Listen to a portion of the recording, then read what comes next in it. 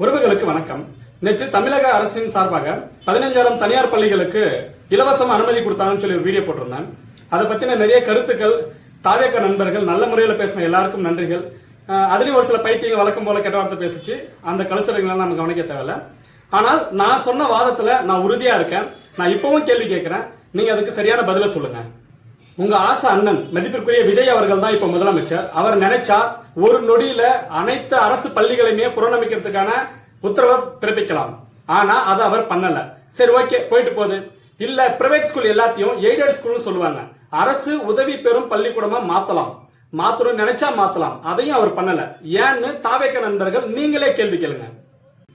மதிப்பிற்குரிய முன்னாள் காமெடி நடிகர் மற்றும் இப்போதைய பள்ளி கல்வித்துறை அமைச்சர் ராஜ்மோகன் அவர்களுக்கும் ஒரு கேள்வி இருக்கு.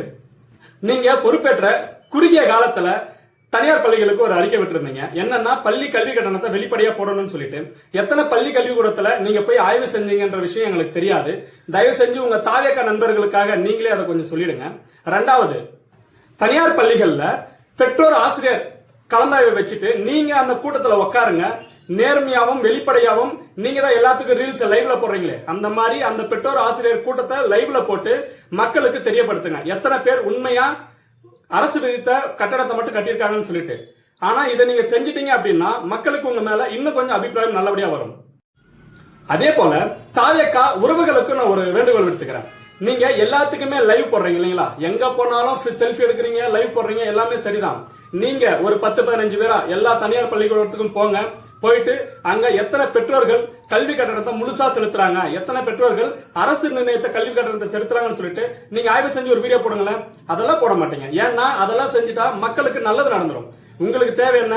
அண்ணனை எப்பவுமே ஃபயர் விட்டு ஒரு மாதிரி லெவலா வச்சுக்கணும்ன்றதா உங்களோட ஆசை. அதெல்லாம் வேண்டாங்க. மக்களுக்கான சேவையை செய்யறது தான் உங்களோட வேலை. நீங்க அதுக்காக மட்டும்தான் நீங்க உள்ள வந்திருக்கீங்க. 24/7 எந்த நிமிஷமும் மக்களுக்கான பணியில செய்யறதுக்கான ஒரு அரசு அமைப்பா தான் தாவேக அரசு மக்கள் கொண்டாடிட்டு இருக்காங்க. அதே போல நீங்க நடந்துகிட்டீங்கன்னா ரொம்ப சந்தோஷமா இருக்குன்றதான் எங்களோட கருத்து.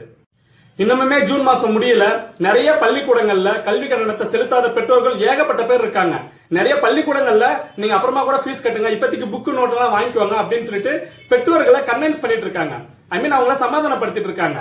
நீங்க கொஞ்சம் உள்ள வந்து இதுக்கான கலப்பணியை செஞ்சீங்கன்னா மக்களுக்கு ரொம்ப பேர் உதவியா இருக்குன்றது என்னோட தனிப்பட்ட கருத்து.